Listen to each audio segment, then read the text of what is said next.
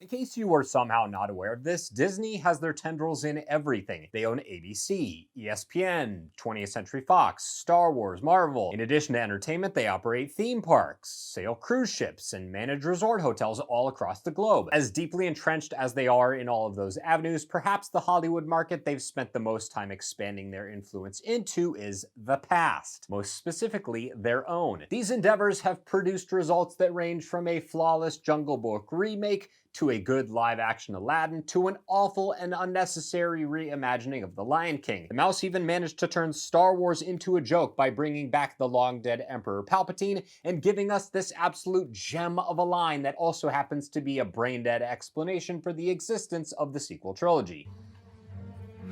Somehow Palpatine returned. Yes. Somehow. An entirely new category of Disney history-centric films is this let's take an iconic villain and reimagine them. This has been done with Sleeping Beauty's Maleficent twice, and now with 101 Dalmatians' Cruella de Vil. I haven't seen the former, but I've certainly got some things to say about the latter.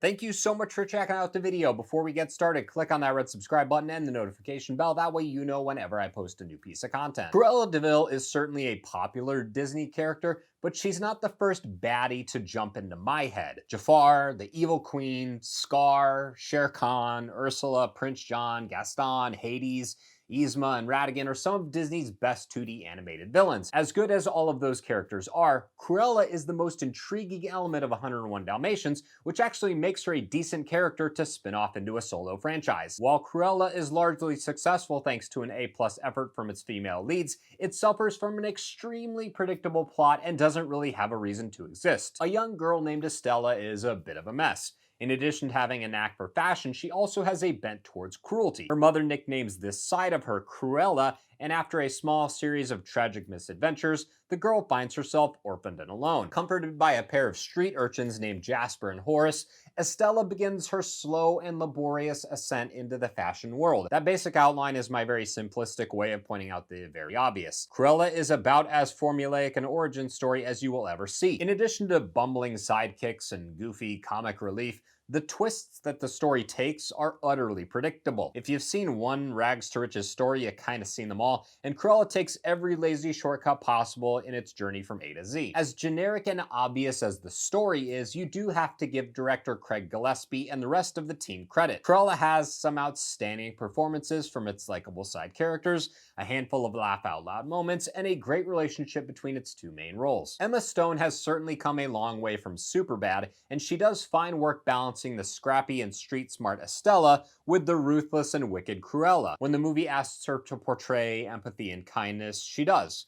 When it asks her to portray revenge and hatred, she does that too. When the movie asks her to be a good friend, she's a good friend. When it asks her to betray someone, she betrays them. None of these statements I'm making are a knock on Stone's performance, but they are a criticism of the material she's given to work with. Stone is awesome at doing exactly what the movie asks her to do, no more, no less. As good as Stone is, Emma Thompson's Baroness might be even better. Thompson is straight up nasty, and the Baroness's relentless dedication to herself gives us some of the best moments of the whole movie. She hires people, fires people, demands this, and complains about that. She's a revered figure in the fashion world, and the type of person that immediately sucks the air out as soon as she walks into a room. Her staff walk on eggshells because they know she could go bonkers at the drop of a hat, and Thompson does a remarkable job looking down her nose at the lackeys she surrounded herself with. Because this is a Disney film, there's probably a contractual agreement that Cruella's silly sidekicks are required to appear in this movie,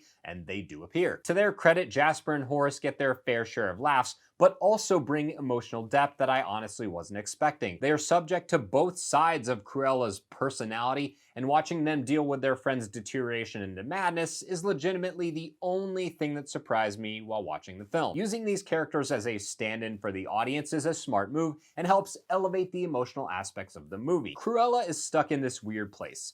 On the one hand, it's extremely well acted and well directed, the costumes are great, the characters are engaging, it's a joy to watch. On the other hand, it feels like the most slick cash grab that Disney has ever made. It exists for two reasons: make a ton of money and establish a foothold with which to build upon future sequels. Does that mean Disney is going to build a 101 Dalmatians verse? Probably. Does that mean it'll be any good? If this first film is any indication, it probably would be, but it would bring nothing new to the table and surprise absolutely nobody. This movie also takes its sweet time getting to its predictable conclusion and is probably a good 15 to 20 minutes too long. In conclusion, Cruella is a well-executed piece of entertainment that comes dangerously close to wearing out its welcome, doesn't have an original bone in its body, and is an unapologetic example of everything Disney stands for in 2021. Thank you so much for watching the video. If you enjoyed the review or found it helpful, please consider subscribing. You can also like and share the video since that tells YouTube it's worth promoting. Hit me up down in the comments and let me know what you think of Cruella, and I'll see you next Wednesday at 9 a.m.